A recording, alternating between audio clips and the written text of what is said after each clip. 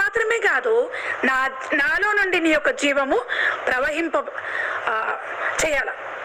ఎందుకంటే నేను ముట్టుకున్నప్పుడు వాళ్ళు ఏం కావాలా? స్వస్థత పొందాల, వాళ్ళకి స్వస్థత రావాల, పాపంల నుండి శాపం నుండి వాళ్ళు విడుదల పొందాల. అటువంటి ఉద్దేశం నీది. అనేకులు నా ద్వారా నిన్ను చూడాల, నాలో నిన్ను చూడాల, నా ద్వారా మిమ్మల్ని చూడాల. ఇటువంటి నీ యొక్క గొప్ప ఉద్దేశం నీకుంది ప్రభా.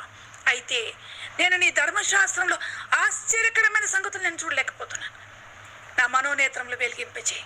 నీతో నేను సరి చేసుకుంటాను, నీతో నా సంబంధాన్ని నేను సరి చేసుకుంటాను. ప్రభా నాతో మాట్లాడు. నేను మీ సన్నిధిలో కూర్చుంటాను, నన్ను బాగు చేయి. నేను నిలబడలేకపోతున్నాను, నా జీవితంలో నేను ఎక్కడ సరిగా నిలబడలేకపోతున్నాను, ఏ ఒక్క పరిస్థితుల్లో నేను సరిగా లేను, సరి చేసుకున్నాను. ఇక్కడ ఈమె చూస్తే 3 పట్టణాలు కడతా వచ్చింది.